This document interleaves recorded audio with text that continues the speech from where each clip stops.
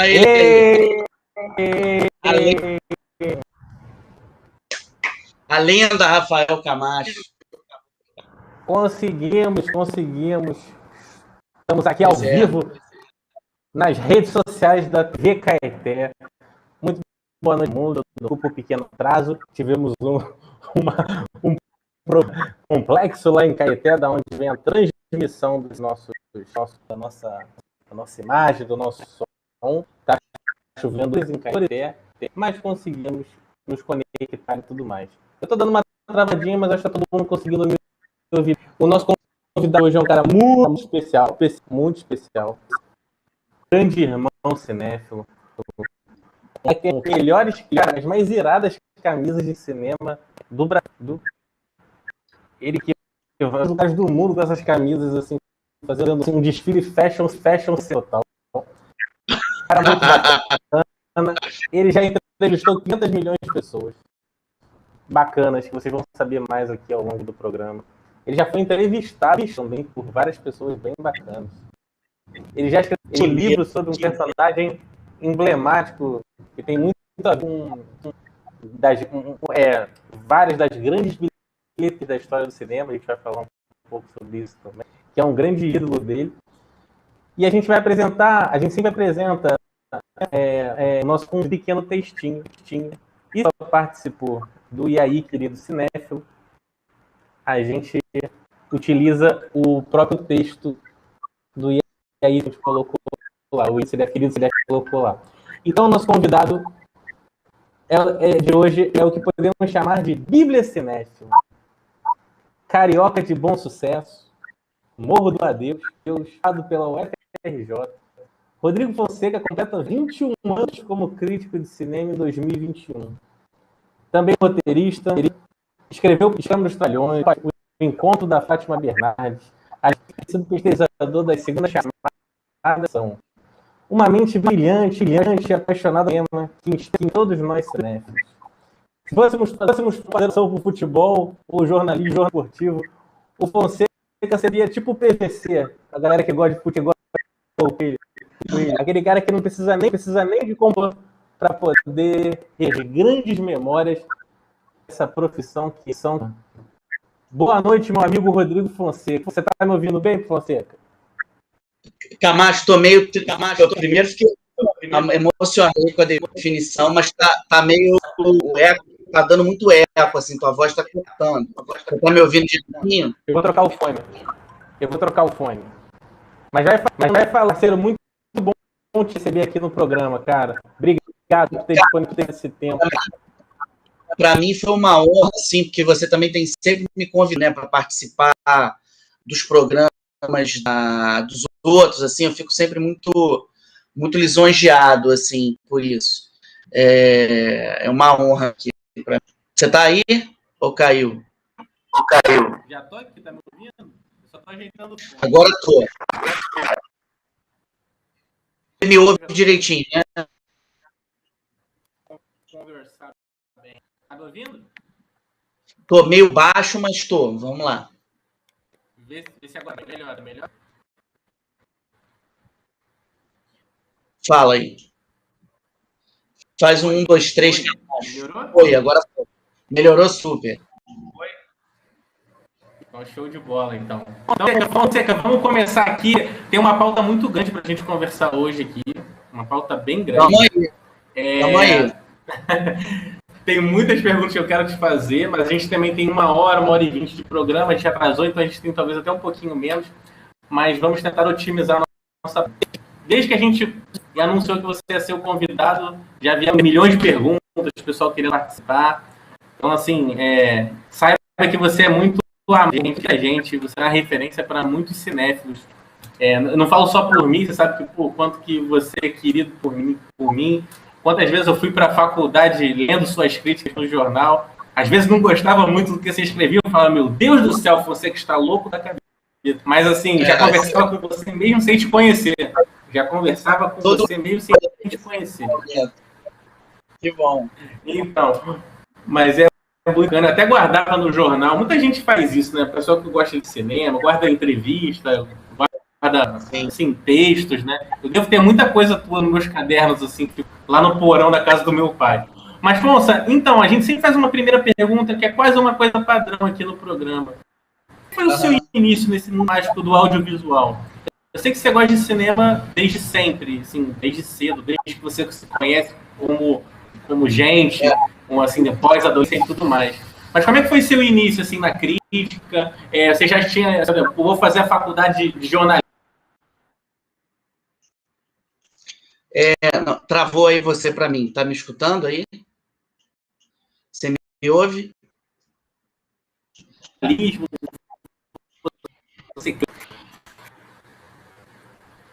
Alô? Tá, você tá me ouvindo agora? É que você travou total. Tô te ouvindo. Então tá. Não, então deixa eu falar aí. Primeiro, cara, eu queria mandar um abraço aí para todo mundo que está me escutando, pela generosidade aí, pela gentileza, e assim, tentar falar alguma coisa que talvez possa estimular alguém que eu acho que talvez tenha uma origem similar à minha. Assim, cara, eu nasci numa família basicamente de pessoas que têm discussão nenhuma, assim, analfabeto de pai e mãe, e eu não tinha a menor perspectiva de trabalhar com absolutamente nada disso. Assim, nada do que eu fiz na vida profissional foi planejado. Eu sou totalmente assim, um aventureiro do acaso que vai sendo levado. Eu não me considero, na minha profissão, um aventureiro. Acho que do acaso eu sou, da profissão não, porque eu tenho uma dedicação muito grande a ela. O negócio foi o seguinte, tem alguns episódios. Em 1985, eu fui ao cinema pela primeira vez ver Os Trapalhões no Reino da Fantasia, e aquilo foi uma experiência definitiva na minha vida, no Cine Olaria. Eu nunca vou esquecer aquela sessão de ver Renato Aragão, de quem eu sou fã e confesso, assim, eu tive a honra de fazer a biografia dele. Ali foi uma primeira experiência muito marcante. Logo sequência, quando eu tinha 5 anos, quando eu tinha 7, aconteceu uma situação que mudou minha vida definitivamente. Eu cresci e vivi até os 30 anos no Morro do Adeus, com bom sucesso. Eu peguei aos 7 anos a percepção da primeira invasão de polícia, de exército, para tropas naquela área. Até então, a gente não tinha, pelo menos eu como criança, não tinha a menor notícia, menor noção disso. Assim, não via tiroteio, não prestava atenção nisso. Aquele momento passou a ser muito recorrente. A gente está falando de 1987. Era uma coisa assustadora. A gente viu o exército subir a rua, a polícia. O meu pai, ele era um imigrante português, sem nenhuma instrução, que não tinha documento, absolutamente ilegal, enfim. Então, o que acontecia? Todas as vezes que meu pai subia o morro para voltar para casa e passava pela polícia, meu pai era achincalhado, ele apanhava, era maltratado, era agredido. E eu, quando criança, via aquilo e ficava muito revoltado, mas eu era só uma criança, não tinha o que fazer. Um dia, foi a última vez que eu me lembro de ter visto essa agressão, passou Rock, um Lutador, na TV Globo. E eu assisti. Eu já tinha ouvido meus irmãos, eu tenho 2 irmãos mais velhos, um irmão que é quitandeiro, uma irmã que é merendeira de escola pública, eles falarem para mim desse cara, o Rock Balboa, que era um cara pobre, que vencia pela luta. Nesse dia eu fui ver o filme. E quando tem uma hora que ele fala, ele vai no estado, o juiz, olha, tem um problema, aquele desenho ali tá errado, o meu short não é amarelo com vermelho, é vermelho com amarelo. Eles falam, não tem o menor problema, depois de amanhã ninguém vai saber o que é isso. Por uma coisa que eu não sei te explicar, eu tive a sensação assim, esse cara tá falando do meu pai. Eu não sei te dizer o que é isso, eu era muito criança, mas ali teve uma percepção disso, e ali começou a minha devoção ao cinema. Eu passei a acreditar que se a partir dali eu visse muitos filmes, eu fosse ao cinema, e eu corresse atrás dessa figura da resiliência do Rock Balboa, no mínimo, diferentemente do que acontecia com meu pai, eu não ia apanhar na cara da polícia, e que talvez eu pudesse tirar meu pai dali. Então, eu acho que até hoje, assim, quando eu vou ao cinema, quando eu quando eu vou para Cannes, quando eu escrevo uma matéria, no fundo está indo o complexo do alemão e principalmente esse velho português comigo, entendeu? É mais ou menos assim. Agora, para te responder mais precisamente, a partir do momento que eu tive essa experiência, eu passei todos os dias da minha vida, até hoje é assim, a guardar, anotar, registrar cada linha de informação possível sobre o cinema. Eu tinha acesso muito restrito, porque eu não tinha dinheiro ao cinema, eu só ia ao cinema 2 vezes por ano, eu estudava feito um louco para conseguir tirar nota boa e convencer as pessoas a me deixarem ao cinema, me levarem ao cinema, e eu, de uma certa maneira, me empenhava muito, dava certo. O dia no cinema era o dia mais feliz do ano para mim, disparado. E eu ia no trabalho do meu pai, na quitanda dele, ia lá e pegava o jornal que embrulhava o legume, o sei lá o quê, e ia procurar no jornal se tinha notícia de cinema. Aí pegava o pedaço que tinha a ver de cinema, levava um caderninho e anotava. Eu tinha um caderninho assim, Stallone, papapá, Schwarzenegger, papapá, Fellini, papapá. Eu anotava tudo para estudar, mesmo sem ter visto os filmes. Eu via os filmes por escrito. E eu acho que por isso que eu, de uma certa maneira, virei um crítico de cinema.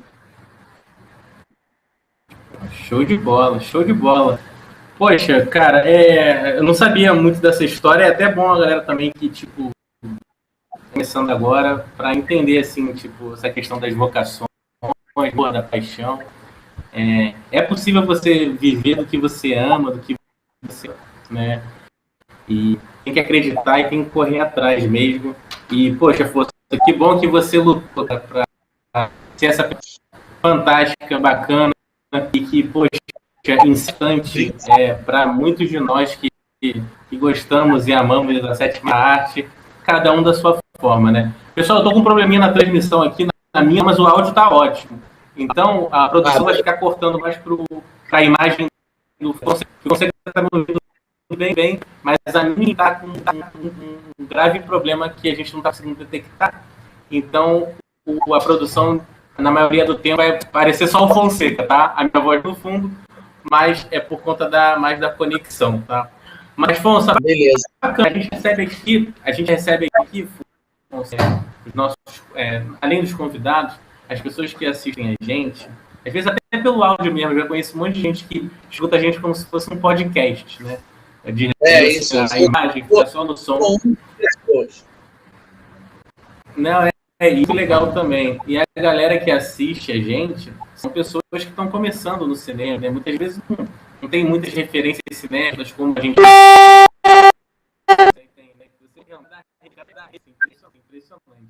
Mas vamos começar aqui um assunto mais para dentro, que é o seguinte, Fonso.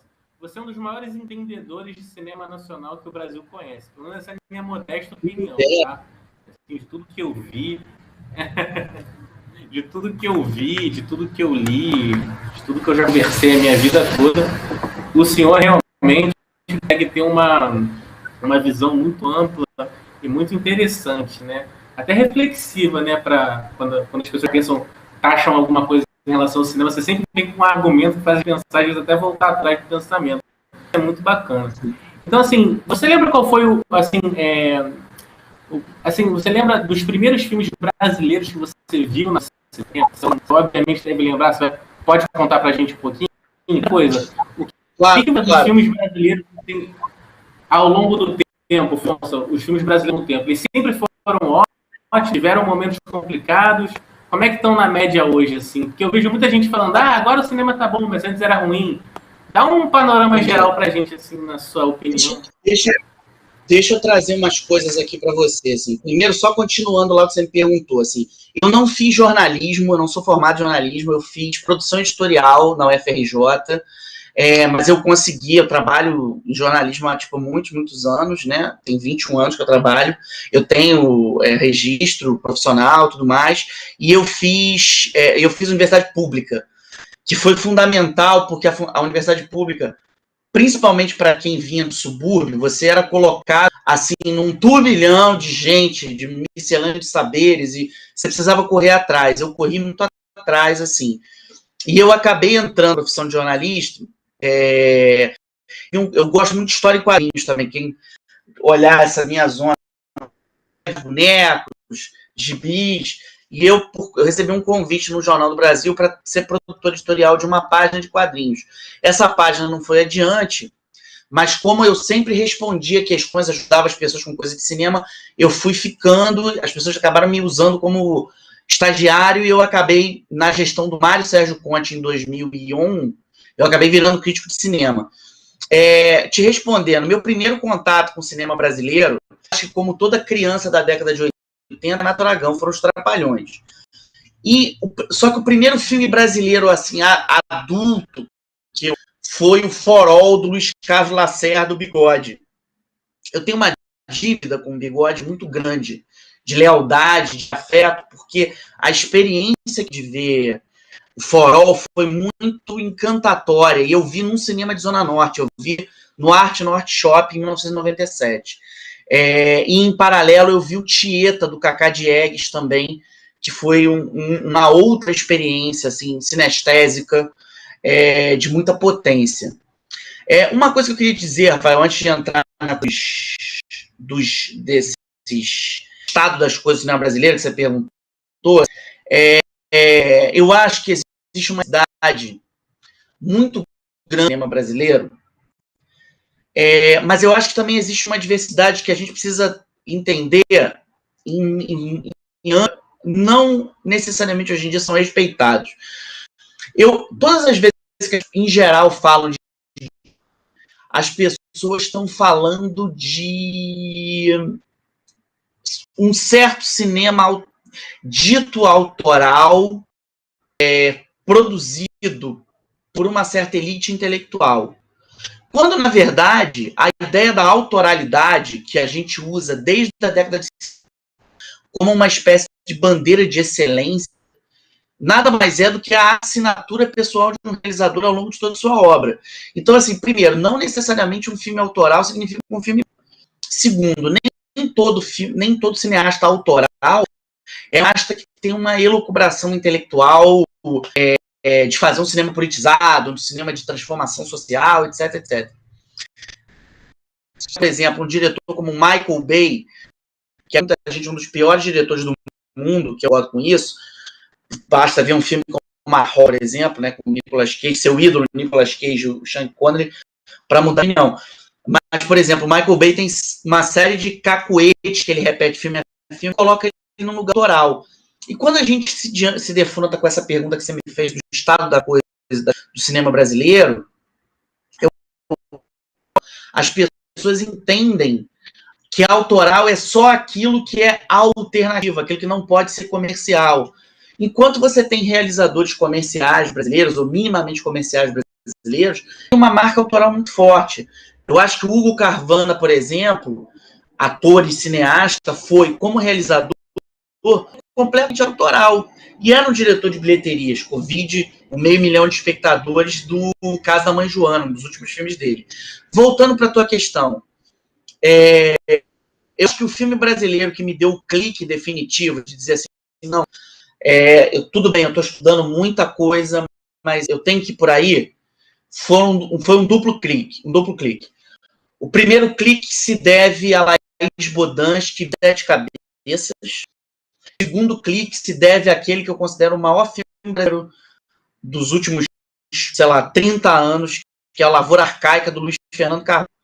Um filme que não emanou, um filme único, um satélite meio perdido no espaço, que está completando 20 anos agora, mas que está sempre voltando num movimento de rotação para a gente. Eu acho que o cinema brasileiro está vivendo neste momento de desmanche dos aparelhos culturais brasileiros uma situação muito grande. A gente está vivendo, visivelmente uma crise com várias ações da cultura, uma crise...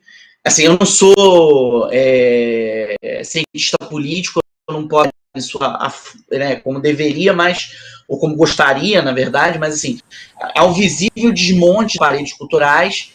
Esse desmonte reflete na produção, no sentido de que a gente está vivendo vários filmes que não estão conseguindo ser finalizados, vários editais que não estão sendo liberados, várias verbas que não estão saindo, mas tem muito filme que está vivendo, tem muito filme que está finalmente entrando em cartaz. Eu acho que, por exemplo, quinta-feira agora, a gente tem um bom exemplo disso que eu tô falando, que eu falei antes para vocês. Um filme comercial que tem uma verve autoral, que é o Depois a Louca Sou Eu, da Júlia Rezende. A Júlia Rezende hoje é uma das principais diretoras autorais brasileiras e ela faz um dito filme de mercado. Ela tem uma marca autoral visível, ela faz uma crônica geracional, filme a filme, absolutamente truffautiana, absolutamente John Hughes, absolutamente calcada nos valores do lirismo, mas é uma coisa que só ela faz, de uma maneira que só ela consegue fazer, e que está completamente sintonizada aos valores do que a gente chama da geração milênio, da geração dos anos 2000, 2010, alfabetizada, eu acho, pela internet, pelo streaming. Eu acho que existe uma eclosão de novas vozes, de diversas populações que antes eram dadas e estão produzindo seus próprios filmes. Por exemplo, o Alberto Álvares Guarani, um cineasta, documentarista, um indígena, que foi homenageado recentemente com uma participação no seminário Na Real Virtual. É um cara que eu acho que está representando os povos originários do Brasil. Eu acho que a gente tem uma eclosão de nacionais vozes negras vindos de todos do país. Eu destaco Sabrina Fidalgo, que fez, talvez seja o curta-metragem mais caudaloso do cinema brasileiro, que eu vejo há muito tempo, que é o Alfazema. Ela ganhou o prêmio em Brasília em 2019 de melhor direção. É um filme poética, singular. Recente, eu acho que um dos filmes mais poderosos do Brasil. É um filme de um realizador negro, com um elenco majoritariamente negro, pensando a questão racial, que é o que socorre a vida. Eu acho que a gente é muito amplo. Você tem um ex-convidado seu, que é o Xu Shen, que é um realizador sino-brasileiro, né, nascido em Taiwan, levando essa questão asiática, a origem asiática dele, na maneira de se pensar de relações. Então, acho que tem muita diversidade, muita riqueza. Sim, com certeza. Eu concordo com muita coisa que você falou, Afonso. Até pelo projeto do E aí, Querido Cinéfilo, eu vim percebendo muitas pessoas assim com vários pontos de vista, né? Mas uma coisa que eu percebo muito é o pessoal do Nordeste, né? Como eles estão engajados, né, em aprender e a realizar filmes, né? Aprender a entender cinema e fazer da maneira assim deles, até muito diferente até a gente está até em questão de produção e tudo mais do eixo que é mais famoso no Brasil, que é o eixo Rio-São Paulo. Mas eu venho aprendendo muito também. É o que tem acesso aos meios de produção. Exatamente. Então, assim, tipo, eu acho que daqui a alguns anos, vários domínio, eu acho, mais Nordeste, Norte do Brasil, em relação a essa questão dos filmes, essa exposição dos filmes e tudo mais. Talvez por conta desse, não vou dizer modelo, mas um movimento grande que eu vejo, né? Um grande meio que eu vejo, e com muita qualidade, né? Muita qualidade e união. Eu vejo muito união na produção audiovisual nordestina, muito mais do que no eixo Rio e São Paulo. A gente vai falar um pouco mais para frente disso, mas eu ainda acho a questão audiovisual aqui no eixo Rio e São Paulo eu acho que há muita desunião, né? Muita desunião. Isso atrapalha muito o processo como um todo, né? Questão das panelinhas e tudo mais, eu sou um pouco crítico em relação a isso, sabe, Afonso? Muito por conta que eu vi e tudo mais como exibidor, e são coisas que eu lembro, que eu sei e tudo mais, e das amizades também que a gente foi fazendo ao longo do tempo, das histórias que são contadas. Mas, obviamente, a gente tem que fazer acontecer o nosso cinema nacional, cada um da sua forma. Eu acho que quando eu era exibidor, né, trabalhei no Joia, no Reserva, era sempre uma luta constante, né, para poder colocar os filmes nacionais em cartaz, bons no sentido de dar oportunidade a esse filme, mas é aquela questão que eu sempre falo aqui, sempre falei a minha vida toda. O exibidor, ele precisa ajudar o distribuidor, o dono do filme, precisa ter carinho pelo. Não adianta marcar o filme por si só, né? Ele precisa acreditar naquele filme e fazer com que aquele filme ande dentro do circuito dele. deixa eu te falar uma coisa, Rafa, assim, eu pensei esses, assim, das mais variadas salas de cinema, desde coisas estapafúrdias até coisas, tipo, belíssimas, assim. Eu me lembro que em 1997 eu vi o Evan Parker no North Shore, e quando terminou a sessão, o cinema inteiro cantava junto com o filme. No momento do Não Chores por Mim, Argentina, era uma catarse das pessoas completamente hipnotizadas. E no final da sessão, houve um aplauso coletivo. Ali eu tinha certeza, eu era ciente ainda, que eu estava diante de um espetáculo saltitante de poesia, de vida, assim, a troca. Mais tarde, eu vivi uma experiência também que eu não esqueço. Eu trabalhava no Jornal do Brasil, e o Jornal do Brasil era caminho. Eu, uma vez, parei num bar ali, tinha uma barraquinha em frente ao Jornal do Brasil, ali, ali no caminho do Caju, ali, para esperar parar uma dessas chuvas de verão monumentais para poder voltar para Bom Sucesso. Eu sentei ali tomar um negócio, tinha uma galera que tinha vindo do Cais do Porto, você via visivelmente eram trabalhadores da estiva, né? Você entendia pela conversa deles. E esses caras que estavam sentados do meu lado, assim, perto, eu não conhecia, começaram a engatar um papo sobre cinema, sobre Red Scorpion, Escorpião Vermelho com Dolph Lundgren. E aí um puxou o Dolph Lundgren, um puxou Harry Smith com o Carl Weathers, outro começou a falar de um Falcão campeão dos campeões. De pessoas que estavam esperando a chuva estiar, as pessoas falando mesmo, mas a cabeça eu estava naquele grupo cinéfilo ali. Ali eu percebi que eles conseguem falar com os que a gente a priori invisibiliza, entendeu? E ali eu tive uma experiência muito interessante. Eu comecei a entender, eu como crítico, para conversar com pessoas que vêm de... Eu tinha que aprender a falar a língua dessas pessoas, entendeu? Então eu comecei eu sempre que eu podia, no JB, no Globo, hoje no Estadão, quando todo mundo fazia os críticos, em vez de eu pedir o Kiarostami, eu pedi o Steven Spiegel, eu pedia Jason X para escrever, para poder colocar um olhar de sociologia, de ciência política, filosofia ali. Eu usei, por exemplo, eu até hoje sou sacanagem, amigos queridos, eu usei Os Miseráveis, por exemplo, numa comparação, numa ação programada para uma... Eu acho que aquele xerife que persegue o Rambo é um inspetor Javert, entendeu? Então eu fazia isso para quê? Para que o cara que estivesse me lendo, que fosse de um lugar como o meu, o cara encontrasse consonância, o cara se pô, não estou sozinho.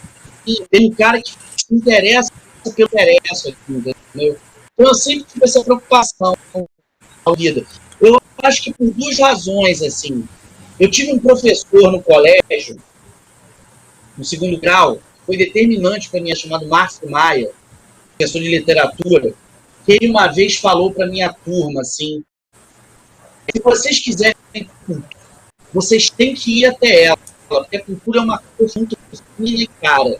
Ela não vem até vocês, você tem que ir até a cultura. E vocês do subúrbio do Rio de Janeiro, da Penha, os lá na Penha hoje, vocês têm que ir.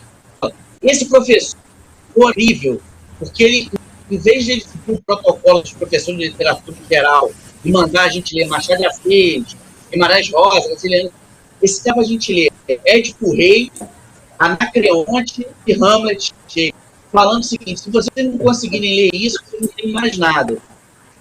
O estímulo que esse cara me deu me fez entender que tinha que ir até a cultura, de uma certa maneira, entender para eu levar a cura de outras esferas sociais que não são a minha. No meu grupo, eu tenho que primeiro respeitar o interesse do meu grupo social, entender como ele pensa, dialogar com as referências deles, entendeu? Por isso eu comecei a fazer crítica, porque eu começava a ter um Nietzsche com Moacir Franco, entendeu? Eu misturo Heidegger com Catiguelê, entendeu? É assim que eu faço. Porque a minha cabeça A minha cabeça é uma mistura de, sei lá, de Merleau-Ponty com o programa do Ratinho, entendeu? É assim que eu fui, porque eu pegava as frestas, né? Eu não tive uma educação formal clássica.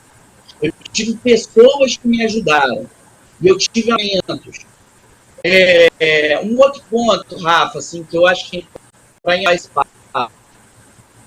Quando eu gostava muito dos seriados de Katsu. São os seriados japonês de live action, com guerreiros fantasiados com monstros do espaço, né? Jasper, Jiraiya. Um seriado que eu amava, que era o Lion Man, que era um felpudo que enfrentava um falante chamado Senhor Manto do Diabo. Tem um episódio do Lion Man que entra uma figura chamada Tiger Joe. E o Tiger Joe vira para ele uma hora e fala assim: você tem sempre que aprender, porque toda hora pode aparecer uma mais afiada do que a sua. E você acredita que é mais afiada, você perdeu a batalha. Eu comecei a entender que a minha experiência tinha que ser não uma experiência de cima a baixo. Eu olhar as pessoas, eu doutrinar as pessoas, levar postulados. Eu tinha que fazer uma troca de igual para igual, entendeu? Na horizontal, não num processo vertical. E isso me deu a frase desse seriado japonês, sempre foi falado que a sua, escutar o que as pessoas falam, entendeu? Pensar no que as pessoas falam, prestar muita atenção na riqueza de um sentimento, sabe? Uma determinada pessoa valoriza uma pessoa que, por exemplo, chora no final da escolinha do professor Raimundo. O que aquela lágrima está querendo dizer? De riqueza, de poesia, de universidade. Uma pessoa que, por exemplo, se encanta vendo um filme francês como Belle Époque, que é um dos filmes mais lindos que estão em cartaz. A luminosidade desses rostos, desses gestos, eu passei a prestar atenção nessas mínimas coisas. E as coisas é que eu acho que me fazem entender que o cinema é marinho, entendeu? A reação é uma pepita que o cinema me traz. Olha, você sabe que quando eu falei assim, pô, vou chamar o Fonseca, eu falei, cara, vai ser uma grande aula não só sobre cinema, mas sobre sociologia em geral. Porque realmente, cara, é impressionante, assim, como assim, você pensa assim como um todo, essas referências bacanas que você faz, fala do Catinho Pelé, não sei o quê, mas isso que é o legal, né, cara? É eu tentar se conectar com o público das mais diversas formas, né? Linguagem, a escrita, né, que é fundamental para isso, né? É fundamental. E pode falar. O que acontece, cara? Eu ando de trem. Todo dia, quando eu vou para a Zona Sul, eu tenho uma penha e salto na Central.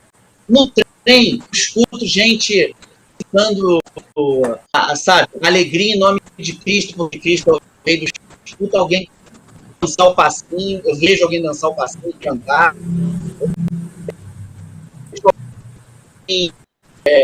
Vendo pé de geladeira, isso é cinema, entendeu? Também, para mim. A maneira como eu vejo isso é gente me desse uma certa pertença a cinematográficos que eu tenho. Talvez essa mistura aí que você, uma generosidade que é única, você é um cara que mudou completamente a história da exibição no Rio de Janeiro, e você é apaixonado e você cuida da sua, isso é conhecido. E assim, você está sendo nervoso comigo, mas assim, eu acho que essa minha eu acho que vivo o cinema, porque eu escrevo sobre cinema, entendeu? Eu acho que eu faço escrevendo, porque eu vi cinema quando eu olho. Por exemplo, eu tenho um amigo, dois amigos de vida da Penha, Pierre Ponte Gaudioso e Fábio Luiz Costa Jardim, que estão aqui me vendo, com certeza. A maneira como eu vejo o Pierre abordar, quando ele vê, por exemplo, Sai de Baixo, o filme, a maneira como eu vejo o Fábio transbordar quando ele vê o Mandaloriano, aquele transbordamento, para mim, me causa um sentido. É alguma coisa. E mesmo que você diga assim, mas esses filmes ou essas séries não é Fellini, não é Chabrol, não é Stanley, tudo bem, mas provoca um alumbramento. É nesse alumbramento que eu quero operar. Porque é aí que eu consigo dialogar. Eu acho trabalho para dialogar, entendeu? E elas que são faróis na minha vida, assim, essas duas pessoas que são a minha fortaleza, de uma certa maneira, eu acho que eles me compartilham comigo uma maneira de uma ética da simplicidade. Eu acho que essa ética da simplicidade é o que monta a estética na minha cabeça, entendeu? Enfim. Não, bacana. O caminho é esse mesmo, é tentar falar com o máximo de pessoas possíveis através do texto, do podcast e tudo mais. E isso é até uma hora também que a gente vai tocar, Afonso, que eu acho que é um ponto muito importante, né? Porque, assim, há uma nova geração de jornalistas, ou não, né? Que se autodenominam críticos de cinema, ou não, que produzem conteúdo dos mais variados tipos, né? Seja até canal, em blogs, podcasts, YouTube e etc, né? Eu queria saber, assim, qual conselho que você daria para essa nova geração de amantes da sétima arte, né? Há alguma rivalidade entre os críticos do Brasil mais antigos e dessa nova geração? A classe dos críticos de cinema, ela é uma classe unida? Eu sei que essa é uma perguntinha um pouco polêmica e tudo mais, mas assim, eu acho que eu queria saber um pouco do seu ponto de vista e também puxar mais para esse lado, Afonso, dessa nova geração, entendeu? Esse meio que fronto, entre aspas, da nova geração com a velha geração. Você está meio que no meio termo disso aí, entendeu? Mas só para eu entender assim, como é que você pensa, porque assim, eu, por exemplo, Afonso, vou dar uma opinião. Eu vejo muita coisa nova, bacana, até anoto para ver depois, assim, entendeu? Alguma coisa a mais, algum vídeo bacana que eu gostei. Por exemplo, no YouTube tem um cara que eu acho que ele é filho, ele é Rafael PH Santos. Eu acho ótimo as referências que ele tem, que ele fala, não só sobre o cinema, mas seriados, né, que estão cada vez dominando mais essas rodinhas dos streams, né? Eu queria saber de você, assim, essa geração, a velha geração, a classe unida ou não. O que você acha, assim, tipo, qual é o papel do crítico de cinema nesse século? Entendi. Cara, assim, a união é muito pequena. A união existe amigos e existe algumas coisas. Eu sou um Roninho, então eu não sou exatamente essa pessoa. Eu tenho grandes amigos nesse meio, pessoas que eu admiro profundamente. Eu leio, querendo aprender com elas, porque eu quero aprender as vivências delas. E principalmente aprender textos que são diferentes de mim. Porque eu acho que tem duas coisas diferentes aí, Rafa, que vem, eu acho que eu tenho um pouco essa percepção por eu ter trabalhado em redação até hoje.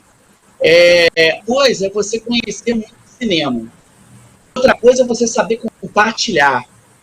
Saber compartilhar não é só saber escrever, é saber ser generoso. Muitos não são, muitas não são. E muitos são. Outra, escrever é dominar a palavra, né? Não é nem dominar, é você esgrimar a palavra, e com a palavra, contra a palavra. Então, assim, eu leio muita gente, eu tenho alguns faróis, Robledo Milani, a Ana Rodrigues, que esteve aqui, a Ana Carolina, eu acho que Garcia, que tem um livro seminal sobre a história do cinema, são pessoas, e Célio Silva, são pessoas assim que eu tenho muita admiração, pessoas que me ensinam profundamente sobre muita coisa.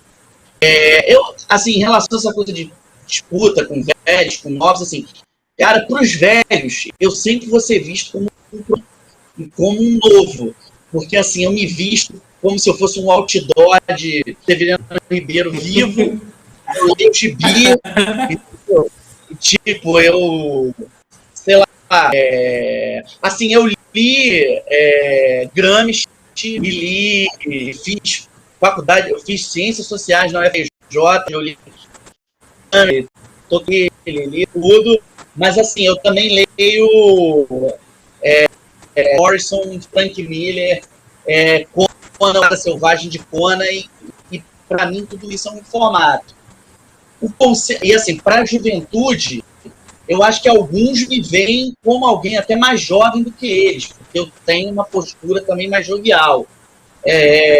Eu mesmo vejo, sei lá, Retrava em Chamas, ou Rainha da Sabrina Fidalgo, eu vejo o Snoopy, agora da época, com uma alegria jubilar, sabe? Eu vejo, eu não perco, eu tento ver Chaves de todas as formas possíveis. Isso me ensina várias coisas. E vejo dublado, legendado e dublado, que eu tenho certeza que perguntar da dublagem, todo mundo pergunta, porque eu sou um defensor da dublagem. Mas voltando aqui, não vou falar conselho, mas vou compartilhar uma coisa. Eu acho o seguinte, se você quer escrever sobre crítica, eu acho que é importante você escolher se você é analista, e aí você trabalha no jornal, tem acesso a caderno, ou se você é isso como um acadêmico. E aí eu recomendo fazer mestrado, fazer educação, é uma coisa. Agora, o conselho que eu digo, sim, falar com ruínas, a dica que eu dou, Rafa, assim, se você quer ser crítico de cinema, conheça o maior cineasta da história. Indubitavelmente. O maior da obra completa. Você sabe quem é o maior cineasta da história? Não. Quem é o maior cineasta da história, na sua opinião? Um cara chamado Dostoiévski. Cinema com palavras. Metonímias com metáforas, com pontos finais. Lê o Dostoiévski, lê poesia, e eu acho que, principalmente, se você quer entender o cinema brasileiro, esgrimar com ou contra o cinema brasileiro, e entender o que o cinema brasileiro mapeia da gente, Lupicínio Rodrigues, Erivelto Martins, Bob Rum, Maria Bethânia, Cecília Meirelles, Cíntia Barreto, conheça nossas poetas e nossos poetas. Acho que a palavra poetisa não se usa mais, mas usa ou não, nossas poetisas ou poetas, nossos poetas somos. Eu acho que ver a poesia, entender a música, é fundamental para você ter uma noção no enfrentamento com a imagem da lírica e da rítmica. Isso é fundamental. Eu tenho uma péfila com quem eu compartilho várias informações, chamada Alice, que ela sempre gosta muito do meu querido pônei, o meu pequeno pônei, acho que é My Little Pony, e ela sempre me fala sobre a Rainbow Dash, que é uma heroína pônei. Eu acho que a figura da Rainbow Dash traduz uma coisa, o pai, que é uma outra pônei voadora, traduz uma coisa que eu acho que é a metonímia da fantasia, a metáfora da fantasia, a figura, a silepse da fantasia, todas as figuras de linguagem que a fantasia comporta, ela abre. Assim. A gente no Brasil, a gente sofre um problema enorme no nosso cinema. O nosso cinema não quer contar histórias, ele quer fazer hoje. Nossa, seu filme tem que ser bom para mais-valia, meu filme bom para reforma agrária, meu filme tem que libertar as cabeças da opressão da direita ou da opressão da esquerda. Eu acho que assim, a sociologia é muito importante, a filosofia é muito importante, mas esses elementos eles são liberados, despejados, desovados pelas vias da poética e não do panfleto. Eu acho que a gente está fazendo muito panfleto e pouco filme. Isso é uma coisa que a gente tem que atentar. E para isso, eu acho que a gente precisa saber a dimensão poética e fantástica do fato e a dimensão factual e documental da fábula. Profundo. Olha, profundo, parceiro, profundo. Mas olha, eu concordo bastante com isso. E eu ainda digo mais, é que assim, eu não quero ser tão polêmico, porque eu já mexi em tanta confusão na negócio de internet, que às vezes a gente chega uma hora que a gente cansa, assim, sabe? Não, tem uma hora que eu... Tem uma hora que cansa. Mas assim, eu assim, vou sempre manter a minha posição e o que eu acho, né, dentro dos argumentos em relação a tudo isso. E Mas já veio um monte de diretor já tirar satisfação. Eu adoro quando vem tirar satisfação comigo, mas a gente tenta, eu pelo menos tento sempre levar na esportiva e tudo mais. Mas tem alguns absurdos que eu vejo ainda que acho que vão contra qualquer coisa assim. Eu penso sobre cinema mesmo, sobre a questão do filme em si e tudo mais. Essa coisa da panfletagem, como você falou, Afonso, é uma coisa que me incomoda bastante. E para mim é bem claro em alguns filmes, assim, né? Agora, essa principalmente quando você conversa. Mas... ela é em muitos níveis, Rafa. Ela não é só isso, assim, é preciso tomar muito cuidado. Assim. Defendendo uma bandeira A, uma bandeira B, assim. Eu odeio esse turismo que a gente está vivendo. Eu odeio a gente estar vivendo numa situação em que a cultura está sendo esvaziada. Eu odeio esse status quo. Eu acho racista, sexista que a gente está vivendo na política hoje. Isso é muito. Mas eu acho que existem militâncias que são muito graves em muitos outros níveis, entendeu? Eu acho que uma militância que é muito grave, Rafa, é você partir do princípio.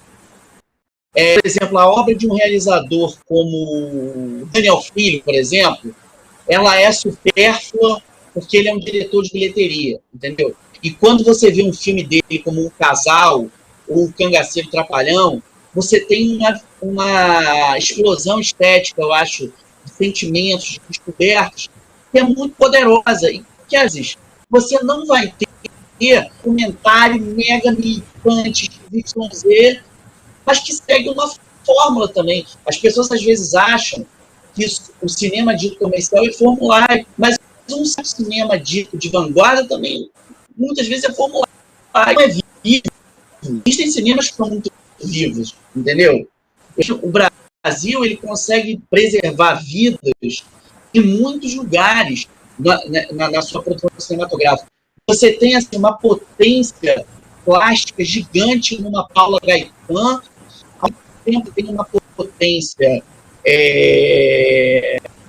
observação das relações sociais singular num realizador que renovar quinta, mas você também tem uma potência gigante, cara, num DPA, num Detetives do Prédio Azul, na maneira como ele lida com a fabulação, e você vai ter talvez esse mesmo lugar da potência num filme como Doutrina, um filme super polêmico por um lado, mas que ele está levantando uma questão de você pensar o lugar do heroísmo numa sociedade como a brasileira. Goste ou não de certas ideias de trás, que podem ser graves para alguns ou não graves para outros. Eu acho que tudo tem lugar e tudo merece.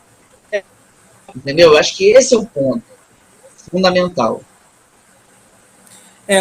Uma das coisas, assim, só para a gente encerrar esse assunto para passar para o próximo, mas está muito interessante essa parte, mas uma coisa que me incomoda muito é que, assim, nós como cinéfilos, né, você ainda é jornalista, crítico, você está mais a fundo ainda, mas, assim, parece que a gente não pode desgostar de uma obra aclamada, sabe? Que nós não somos entendedores, que não sei o quê, blá, blá, blá, blá, blá, blá, e aí vira aquela coisa toda complicada, né?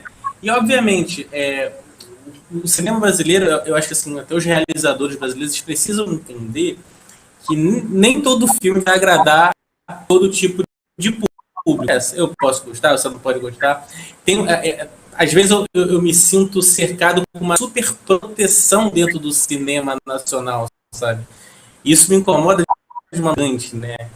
Principalmente os que são muito ligados a determinados tipos de panfletagem, que eu acho que, assim, acaba perdendo a mão por causa do cinema. Você pensa pouco no cinema e pensa não tá ela bandeira ou aquela outra bandeira. Mas isso é um assunto um pouco mais complexo. A gente fala num segundo programa e tudo mais. Ô, Afonso, é o seguinte, a gente sempre tem alguns amigos nossos, críticos, realizadores, cinéfilos, que mandam mensagem pra gente. Para o nosso convidado, aliás, né? E 3 pessoas mandaram mensagem para você. Ia ser muito mais pessoas, mas aí a gente, um pouco curtinho, a gente está reduzindo um pouco. Todo mundo quer mandar vídeo para o convidado. Então, você pode mandar colocar o vídeo mais amplo, aquele de 2 minutos, para o Fonseca poder responder a pergunta, que tem muito a ver com esse tema que a gente falou agora há pouco. É o vídeo de 2 minutos.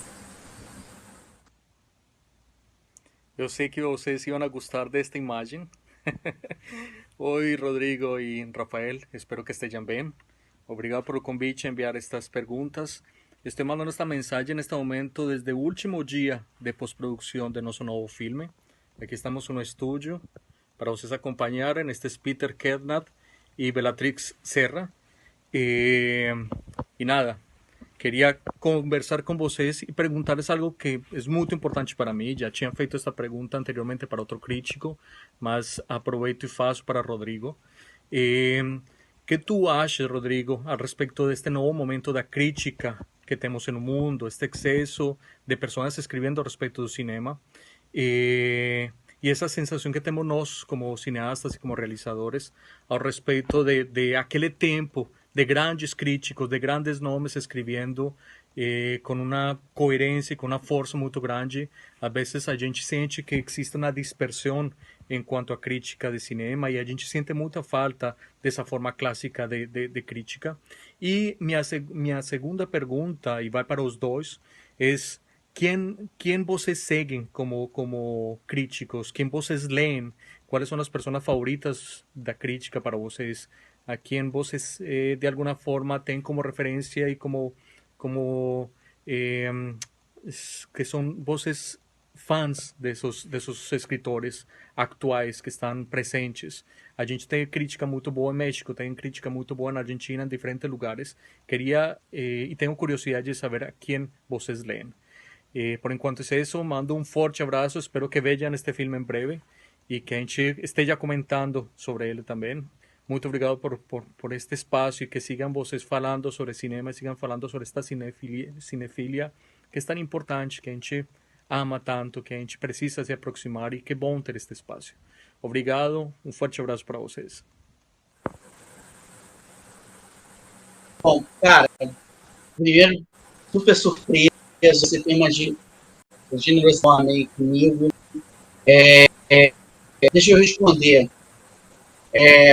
Começar pela segunda questão, assim, quem eu sigo, né, de quem eu leio. No Brasil, eu acho que assim tem algumas pessoas seminais, citar assim 3. Eu acho que poucas vezes houve um texto analítico tão bem escrito no Brasil como de uma crítica chamada Tatiana Monassa. Eu acho ela genial. O trabalho que ela teve na Contracampo foi de uma beleza singular. Fala do Amante do Rei, para mim, é um marco. Uma crítica brasileiro, para mim, de todos os atuais, se chama Luiz Carlos Merten. Eu acho que ninguém é mais bem preparado, mais arado e mais vívido. E eu gosto profundamente de alguém que está, eu acho, descontando hoje, que é o Célio. O Célio para mim, assim, um grande farol do futuro da crítica. Fato, assim, ele é de um poder, de uma casca, assim, sei lá, assim. Eu sou português também, né? Sou luso brasileiro, português, sou filho de português, eu sou cidadão português. Eu ia em Portugal também, para né, o 7. Em Portugal tem 2 pessoas que eu sigo muito, assim. Um cara, João Antunes, que para mim assim, é um pilar da reflexão, assim, é um cara com uma cultura geral muito grande. Tem um cara jovem, que é o Hugo Gomes, que eu acho que ele tem uma virulência minha. Eu gosto da passionalidade dele, a maneira como ele bate, a maneira como ele reage. E assim, se existe um lugar da serenidade na crítica, esse lugar pertence a um cara que me ensina muito sobre tudo, sobre cinema, sobre gatos, até aquele tsunami, que é um fantástico gato, que é um amigo, pai, chamado Jorge Pereira, o editor da Cinema 7. Eu comecei a trabalhar nessa 7 tendo o Jorge como um chefe, e até hoje meu mestre, assim, saiba o quanto as críticas dele, os textos dele, e a maneira muito criteriosa de ele construir textos e axiomas, fundamental e é fundamental. Assim, observando a vivência dele, né? Ele às vezes cita a vivência dele com o tsunami, que é o gato lá. É interessante ver como um making-off da vida de um tangencia a sua poética. Então, eu devo muito a ele e ao que eu falei para você. Respondendo a pergunta em relação ao estado da crítica hoje. Cara, tem um disco que eu gosto profundamente do Jair Rodrigues, nesse disco, ele tem uma... Ele fala assim, hoje à noite não tem luar, eu não sei como tem, para dizer como é o tempo para lidar. Não vou cantar que minha voz é péssima. Mas eu acho que essa música tem uma beleza nos versos que ele fala de ir ao mar para as pérolas. Eu acho que assim, existem muitos peixes da crítica. Alguns dão azia, alguns dão profundo prazer, alguns dão outros dão uma...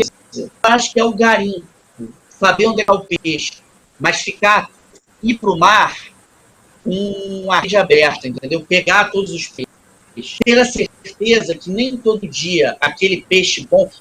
Tem um diz que ele fala assim, um peixe bom eu vou trazer, meus companheiros também vão voltar, e a Deus do céu vamos agradecer. Eu acho que a gente tem que agradecer ter essa diversidade aí, cara. Ter um lugar que tem um momento da história do cinema, que tem Bruno Giacomo escrevendo, que tem uma Ana Carolina Garcia, que tem o Mário Abad, que tem Camila Vieira, que tem uma diversidade de pessoas escrevendo. Eu acho que a gente vê quem a gente pega e quem a gente não pega. Onda. Quem a gente fica e quem a gente não fica. Na minha formação, um cara que foi fundamental, chamado Paulo Perdigão. Gostava do Paulo Perdigão. O Paulo Perdigão ele escrevia com a mesma lealdade. Seja sobre a dor de John McTiernan, seja sobre vendas. Então, ele foi a minha grande escola. E eu li o Paulo Perdigão e o jornal do meu pai. Então, assim, tão importante quanto o texto do Paulo Perdigão era eu ir lá para a quitanda, fuçar o jornal e tentar achar aquele texto. Show de bola. O pessoal que mandou uma mensagem por Fonsa foi o Juan Zapata, cineasta colombiano, realizador colombiano, que está sempre aqui no Brasil. Eu encontro sempre ele dentro do aeroporto, como eu encontro também Fonseca dentro de aeroporto. Entendeu? Os cinéfilos se encontram bastante dentro de aeroporto. Mas o Zapata eu já encontrei 3 vezes já. Ele está sempre indo para Porto Alegre, que eu acho que o filho dele mora lá. Mas acho que... E eu acho também que não mora na Colômbia. Ele mora nos Estados Unidos. E está sempre com filmes bacanas. Ele está sempre com filmes bacanas. Ô, Fonsa, antes de botar mais perguntinhas e a gente ir para a reta final do nosso programa, irmão, você já entrevistou enormes nomes do cinema mundial. Assim, é uma lista tão grande assim, que eu pesquisei. Você entrevistou o Spielberg, você entrevistou o Anthony Hopkins, o Cronenberg e tantos outros, né? Eu queria que você assim, contasse algumas curiosidades sobre algum desses nomes muito famosos que você entrevistou. Que a galera aqui adora essas coisas, tem essas curiosidades e tal. E uma pergunta emendando assim, quando esses grandes nomes do cinema percebem que você é um jornalista cinéfilo, que você entende a obra deles, o papo fica realmente diferente, mais leve, interessante, assim, porque dá para perceber isso, em algumas entrevistas que eu já vi, não só suas, mas de outros jornalistas realmente a fundo, não só estuda assim 24 horas antes, não. O cara já conhece de memória várias coisas e o bate-papo realmente fica mais interessante. E conta pra gente alguma curiosidade desses famosos todos que você já entrevistou, pelo telefone, pessoalmente. Cara, Eu acho que, assim, curiosamente, assim, as duas entrevistas mais... A questão é o seguinte, Rafa, você tem a medida que a entrevista rende, não é quando ela rende matéria, é quando ela rende para a sua vida. Quando você sai dessa entrevista, uma frase. Por exemplo, em 2003, eu entrevistei o Bressani pela primeira vez. O Bressani começou a ficar... Júlio Bressani, né? Um dos pesquisadores brasileiros. Eu tinha 23 anos, eu sei frente daquele cara que é um monumento da cultura. Aí ele começou a falar umas coisas, eu lembro que ele uma hora começou a falar uma coisa meio muito complexa, e eu vi assim, você é Hölderlin, é um poeta. Ele era Hölderlin, então ele notou que eu gostava de Hölderlin. Depois ele, especificamente um texto que chama Sandálias de Empédoclo. Aí ele foi lá, não sei o que, outra referência, o Pablo, que é um historiador das artes, que fez um pensamento sobre engrama, que é o traço residual.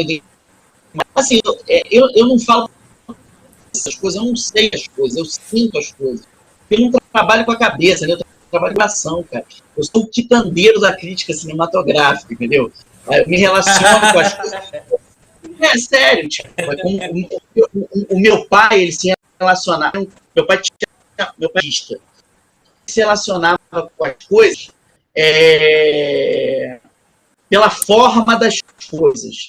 Ele, tipo, falava português quentista, cheio de erro, e ele falava assim, por exemplo, controle remoto. Ele falava, um exemplo, ele falava, pegava e falava assim, a troca de canal. Então, para ele era a troca. Ele dava umas palavras para os objetos. Era sensorial, eu acho que eu herdei isso.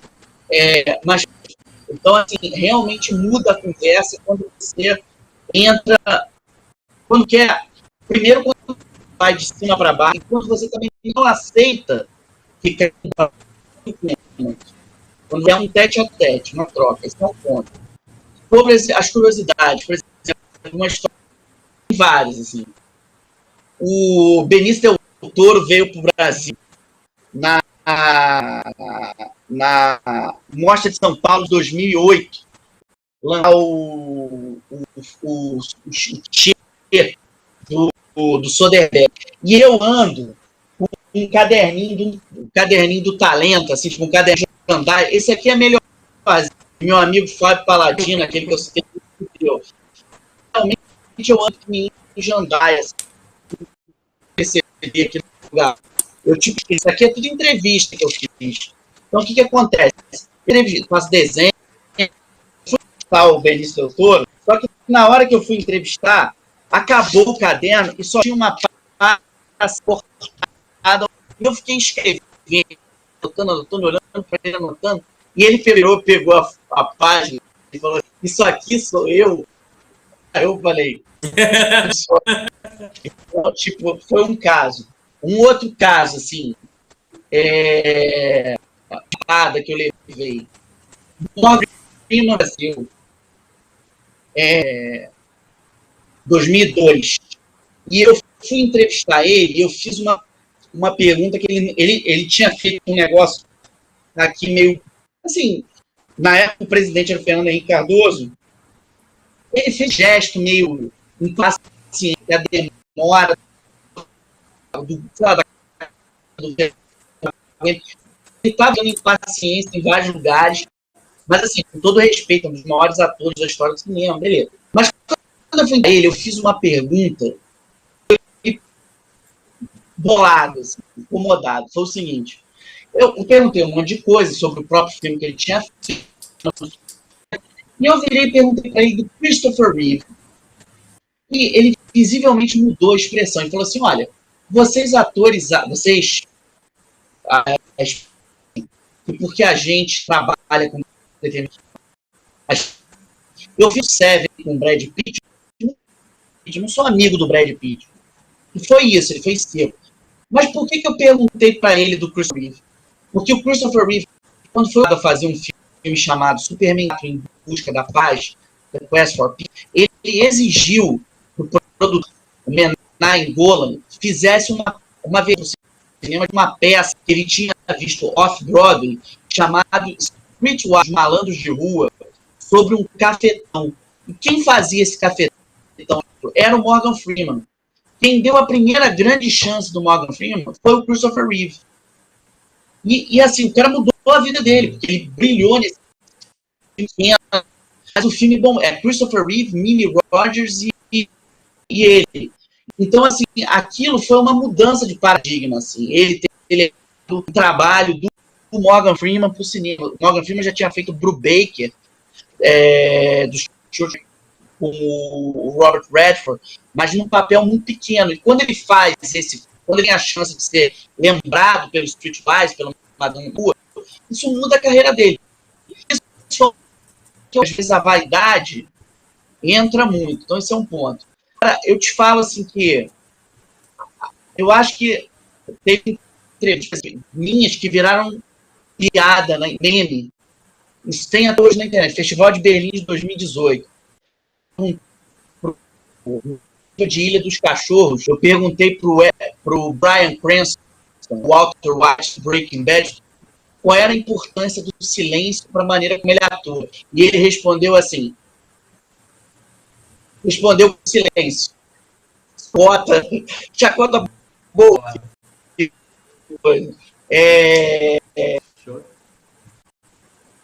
Em Cannes, no Festival de Cannes, eu fui entrevistar o Tarantino eu era uma vez em Hollywood, e antes de perguntar, estava uma conferência super tensa, tinha sido dia do Parasita, estava mega tenso, assim, e eu vi para ele antes de perguntar e falei, obrigado por você existir. E aí foi assim, um aplauso generalizado, assim, tipo, assim, isso fofo, assim.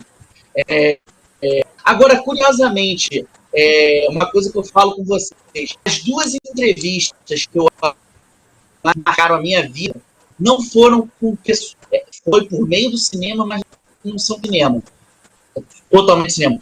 Foi o Mike Tyson e o Maradona, ambas em Cannes. Você entrevistou o Mike Tyson. Você entrevistou Tyson o Mike Tyson. Mike Tyson foi sensacional, cara, porque eu gosto profundamente deu medo, de não, boxe. cara. Não deu medo, cara. Não, o cara é grande, mas é melhor. Eu tinha admiração por ele. Que eu tento tratar a pessoa como se a pessoa fosse meu amigo. Às vezes, você se depara com pessoas que você tem uma maestria. Por exemplo, dois momentos que entrevistei pessoas assim que foi, tipo, a minha perna tremia. Em Berlim, 2018, entrevistando Marco Nanini por conta do filme Greta. O Marco Nanini é uma entidade para mim, assim, então foi muito emocionante. Agora, uma que você perguntou, teve medo, teve um cara que é intimidador. Foi uma entrevista que eu fiz que eu pensei, puta, mas seu canal não me encara, não. Você não vai acreditar. Mick Jagger? Mick Jagger, vou fazer para vocês verem, acho que vocês estão vendo aqui. Eu fiz uma coisa assim, for the devil, assim, que? Aí me escutou. Aquele no complexo, na Praça das Nações, cercado pelos alemães, falei, perdi.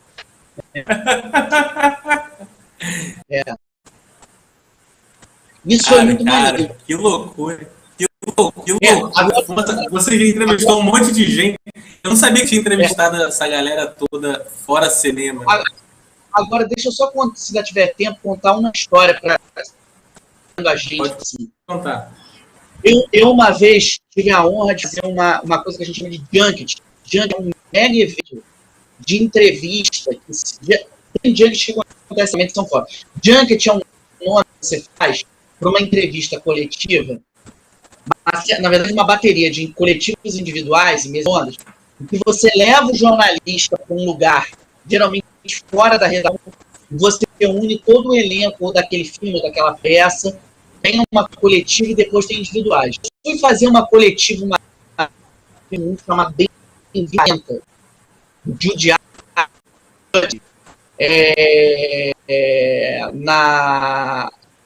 E aí, tipo assim, era Natal, perto do Natal, e aí, tipo assim, quando terminou, eu ia voltar pro Brasil no dia seguinte, eu fui no shopping, ver se eu conseguia comprar, eu coleciono boneco, fui tentar comprar um boneco do Rambo que eu queria.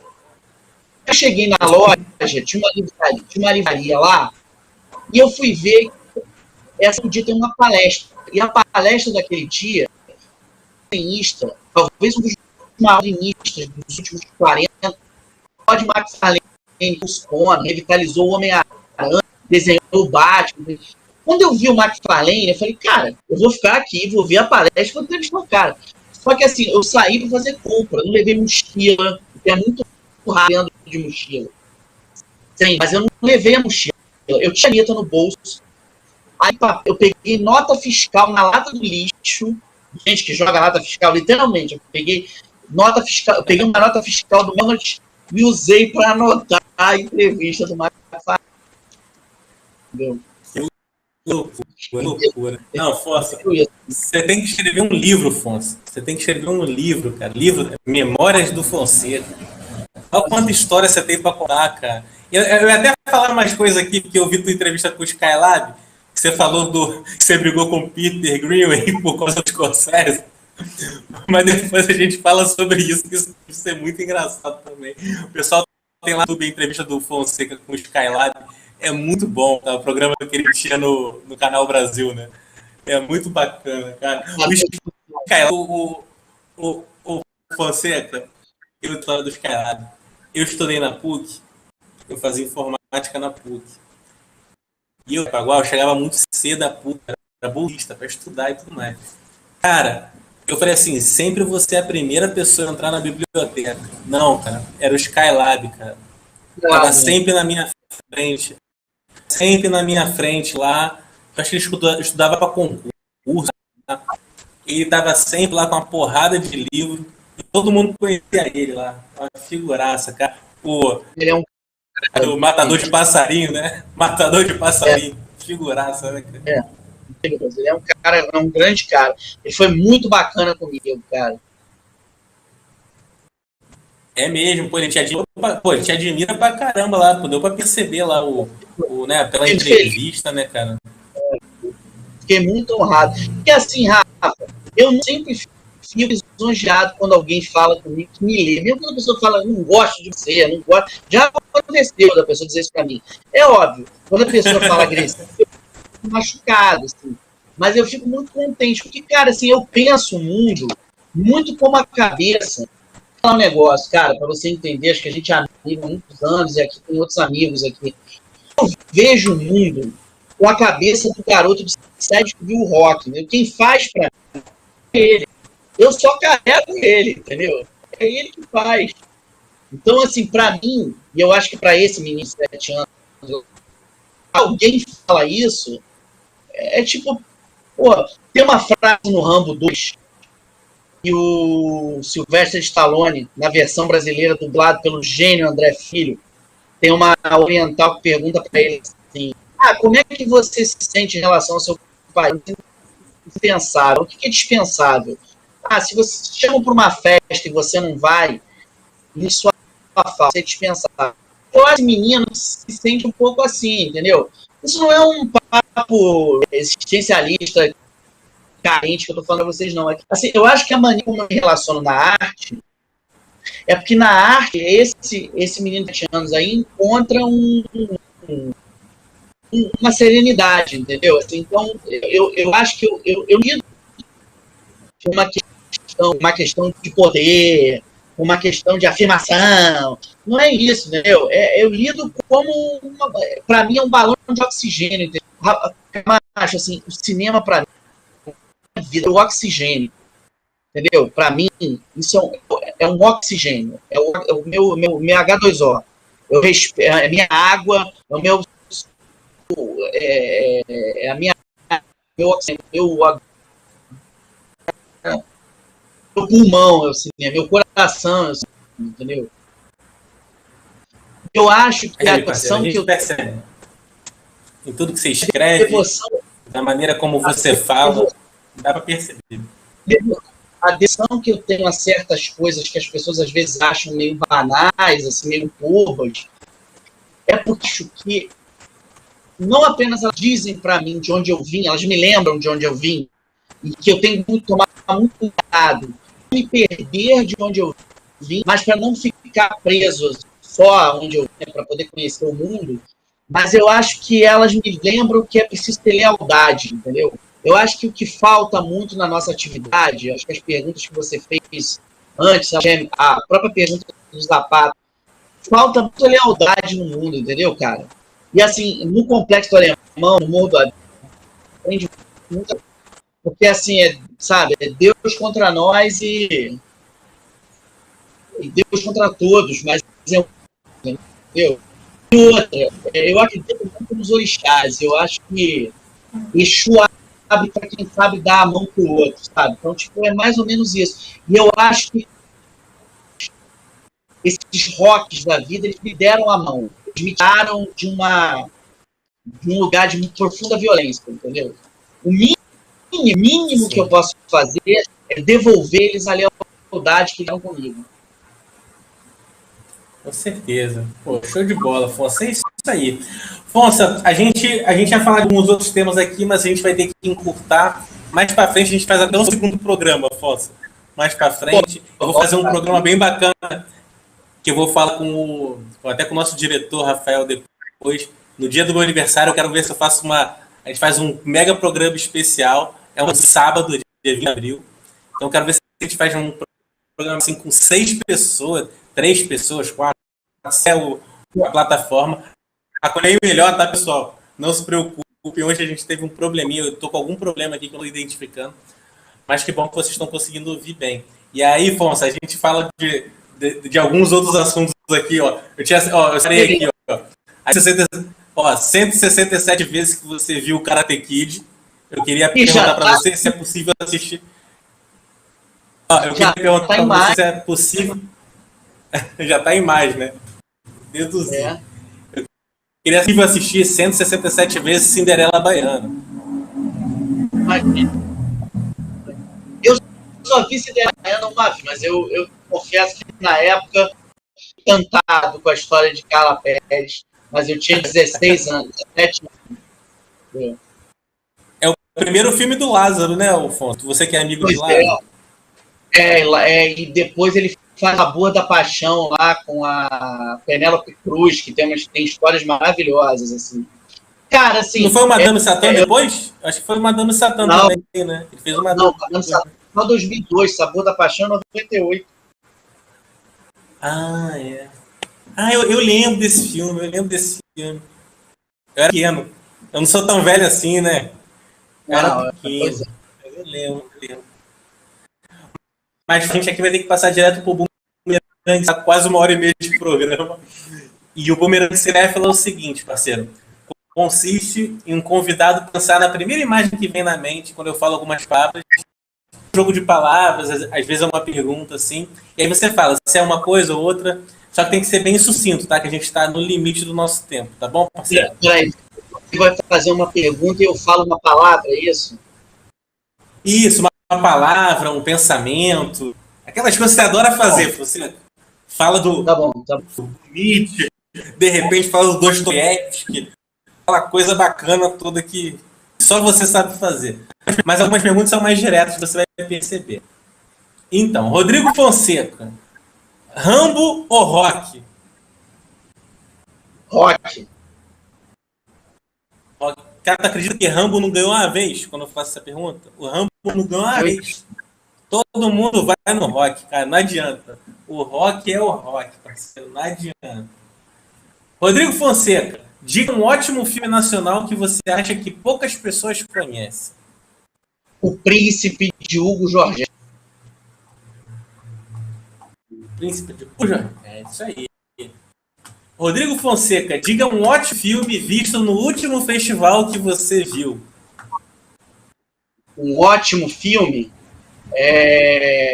Um filme chamado Riders of the Justice, com Mads Mikkelsen, que é tipo a coisa mais estalônica que eu vi nos últimos anos. Show de bola. Mads Mikkelsen que a primeira vez que eu vi Mads Mikkelsen foi em Pusher. Pusher? Poxa, Nicholas Winding Refn. Do canal. É do cacete, né? Pusher é do caramba. Eu nem sei se a gente pode falar muito palavrão, mas eu já tô falando palavrão, porque cinema é emoção, né, gente?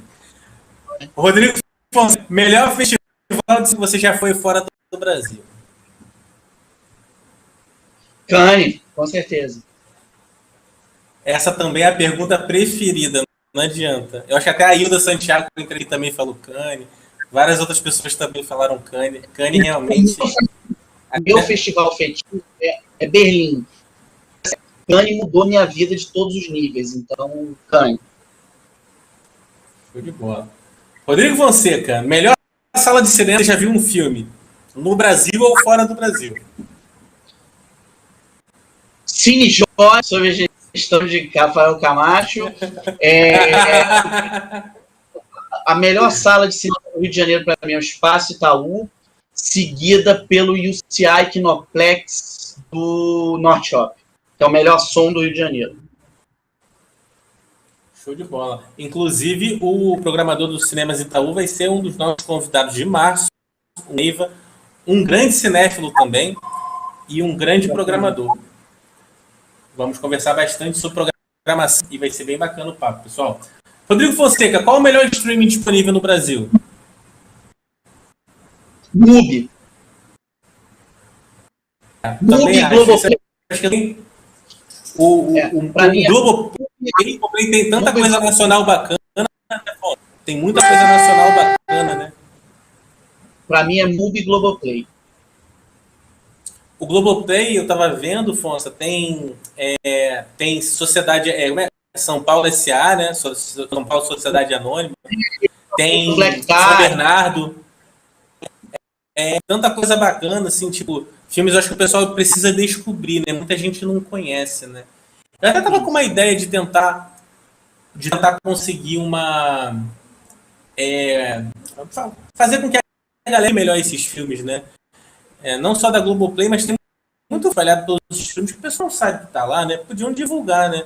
Essa coisa assim meio que da velha guarda do cinema nacional, né? Podia ser bem bacana aí. Rodrigo, a última pergunta. A Baiana é um dos maiores clássicos do cinema brasileiro? Cinderela Baiana, junto com o Inspetor, Faustão e o Malandro. Tangarela, a tanga e senta no meu que eu entro na tua, um dos maiores clássicos do cinema brasileiro do amanhã. Ô, Fonsa, a última que eu criei agora, na verdade, estava até aqui em cima. Você já entrevistou as Cage, você? Eu já entrevistei quem? Nicolas Cage. Entrevistei 2 vezes. E a primeira vez foi ao vivo, a segunda por telefone, as 2 no Motoqueiro Fantasma. E assim, eu escrevi uma matéria que as pessoas ficavam reproduzindo, saiu na Magazine, que era Os Olhos Tristes de Nicolas Cage. Porque ele tem olhos tristíssimos. Eu acho que ele é um cara que fez filmes seminais. Eu acho que Coração Selvagem é parte da história do cinema. Eu acho que ele... E assim, para minha geração, a pancada que foi no nosso peito, ver o Despedido em Las Vegas, é uma coisa que não tem preço, cara. É um baita de um filme, eu gosto muito, né? A gente falou até da vez que a gente se encontrou lá na K-Vídeo, né? O cara é um jazzista de primeira, né? O cara sabe tudo, né? E por isso que a trilha sonora é tão marcante também naquele filme, né? E tudo ali é muito bom, né? Tudo ali é muito bom. Agora, Rafa, se você me permite, eu não sei quanto tempo a gente tem, falar 2 coisas muito rápidas aqui. Quem puder ver cinema, 2 filmes espetaculares. Berlim Alexanderplatz, a nova versão do Alfred Dobkin, é uma versão inacreditavelmente boa, com o ator da Costa do Marfim, o Velvet Bumbé, que é também diretor, já fez filmes no Brasil. Ver um documentário brasileiro espetacular, que é Alcione, o samba é o primo do jazz. Esse filme é um banho de... muito bom. Vale muito a pena assistir. Muito bom. Eu vi. Muito bom. Eu fiquei com a música, eu até botei hoje, né? fiquei com a Alcione o dia inteiro, cara, no meu ouvido. Porque é gostoso aquela história, né? Tem várias coisas que o pessoal não sabe, né? O grande público não sabe dela, né? E tudo mais, aquela questão dela, a família. Eu gostei muito daquela coisa da família, né? A irmã é tudo, né? A irmã dela é pro dela, cuida da vida dela, é back vocal dela. Eu achei bem bacana. Se eu não me engano, ela era minha vizinha, cara. Quando eu morava no Recreio, ela era minha vizinha. Uma vez a minha esposa estava na janela, aí ela falou assim: olha, tá tendo uma festa ali, é uma festa de esposo. Aí ela foi no Instagram de todo mundo. Aí chegou lá, viu na rede da Alcione, cara, da Alcione, cara. Não esqueço mais desse dia. Ai, meu Deus do céu. Fonseca, estamos chegando ao fim, pessoal, aqui de mais um programa. Peço mil desculpas por um pouco de delay que pode estar vendo para quem está... Pode estar acontecendo para quem está vendo, mas o áudio, já me falaram aqui, já testaram aqui também, está muito bom, o pessoal está ouvindo bem. E hoje aqui a Bíblia Cinéfila, meu querido amigo Rodrigo Fonseca, uma das pessoas responsáveis por, poxa, legião de cinéfilos virarem cinéfilos e quererem conhecer cada vez mais. E é aquele negócio que a gente sempre fala aqui. O cinema, pessoal, você ser cinéfilo não é que você vê muitos filmes, é que você goste da sétima arte de alguma forma, né? É óbvio que legal é muito pesquisar sobre curiosidade. Isso é todo assim, as cerejinhas do bolo, né? Todos os incrementos, né? E vai existir ainda sei lá, daqui a algum tempo, como já aconteceu em uma galáxia muito distante, de terem cinemas que façam as sessões dos filmes com debates, que chamem pessoas que saibam sobre o conteúdo, não só de cinema, mas daquele assunto, e que as coisas andem bastante nesse mercado de edição que está passando por uma grande dificuldade e que está precisando de bastante criatividade.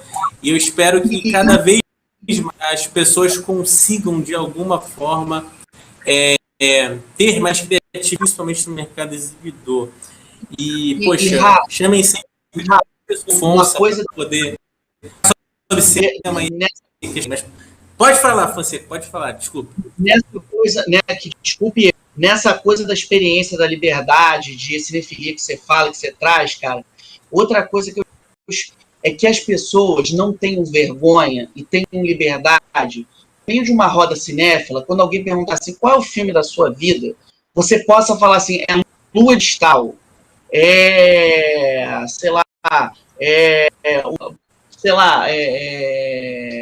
Inspetor Faustão e o Malandro, Jerry, o filme, sem medo de ser julgado, que aquela é a sua experiência poética. Só você vai ver Tom e Jerry daquela maneira. Só você vai chorar copiosamente com um filme, por exemplo, como Próxima, com a Eva Green, por uma experiência filial, maternal daquela maneira. Só você vai iluminar uma sala vendo um filme francês como Belle Époque, por um encantamento de estar descobrindo um filme francês. São experiências singulares. Essas singularidades é que a gente tem que saber respeitar. Entendeu? Existe uma censura. Fala-se muito que se cerceia o espaço do cinema intelectual, e de fato, mas também se cerceia a liberdade da fruição e do aprendizado com um cinema mais popular. O Brasil é um país de muito analfabetismo. Quem leva a gente a ser alfabetizado no audiovisual é a dublagem. Muita gente aprendeu a gostar de cinema vendo o Mário Jorge do Ed Murphy, sem conhecer a voz do Ed Murphy. A gente precisa saber dar voz a esses talentos. A gente precisa saber admirar as janelas, as condições sociais que a gente tem nos abrem, para que a gente possa vislumbrar e sonhar com janelas mais altas e que essas janelas mais altas não virem uma opressão para janelas mais baixas, que a vira de combate. Isso é cinema. Você é cinema. Obrigado por você existir. Que isso, parceiro. Obrigado por você por existir, querido amigo. Poxa, eu acho que todo mundo que acompanha gosta muito de cinema também, ama cinema, gosta de curiosidade. Espero que todos vocês aí que estejam assistindo a gente, não ao vivo, mas também depois, em casa. Muita gente também vai assistir o programa hoje. Espero que vocês tenham gostado dessa super entrevista com o meu grande amigo, grande referência na minha vida como um todo, meu querido amigo Rodrigo Fonseca, uma das pessoas que, assim, mais fantásticas que eu conheci nesse áudio. Vocês sabem que eu não babo ovo de ninguém, que eu sou chato pra caramba, mas o Fonseca, cara, olha, ele é um cara fenomenal. Fenomenal. Obrigado. Eu acho que hoje vai todo mundo ouvir o gatinho dele, né? Valeu, olha só, pessoal, a gente encerra o programa com um trailer de um filme. Eu sei o filme aqui, eu tenho certeza que foi você desse filme. Eu já estou falando, tentando acertar. Mas só para lembrando, pessoal, que semana que vem, 8 da noite, primeiro dia de março, vamos entrevistar o Robledo Milani, que a Fonseca citou alguma pergunta aí que a gente fez agora.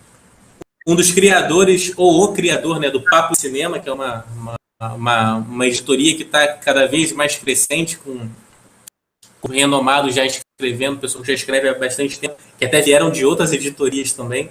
Então a gente vai conversar muito com ele sobre o site, a crítica também um pouco. Então, assim, acho que vai ser bem bacana o papo. E Robledo é bem legal. E ele contou uma das melhores histórias numa das perguntas do E aí, querido cinéfilo, que foi sobre uma coisa inusitada que aconteceu numa sala de cinema. E é sensacional a história dele. A gente vai contar aí.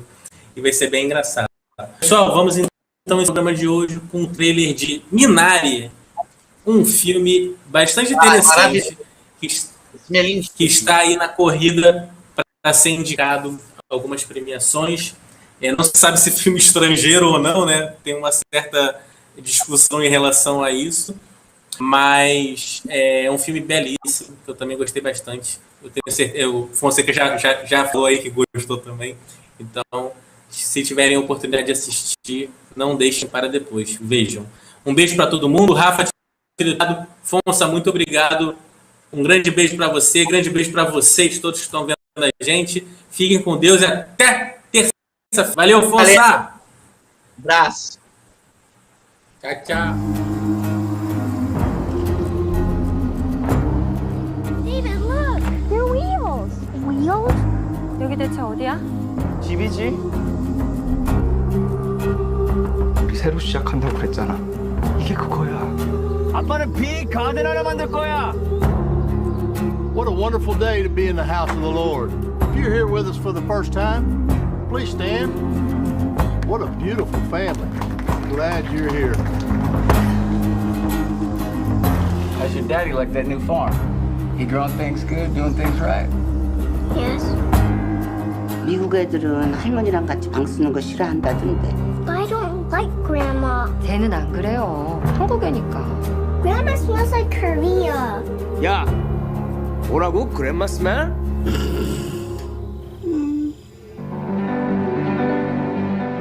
우리 여기 있다가 망할 거야. 애들을 위해서라도 한 번 더 생각해 볼 수 있잖아. 애들도 한 번쯤 아빠가 뭔가 해내는 거 봐야 될 거 아니야.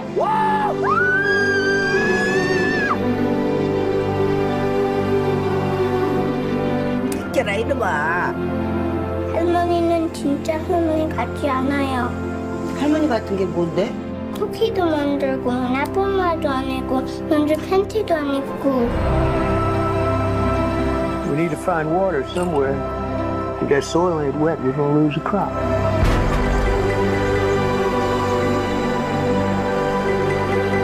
결혼하면서 했던 말 기억나? 미국에 가서 서로를 구해주자고 했던 거. 기억해.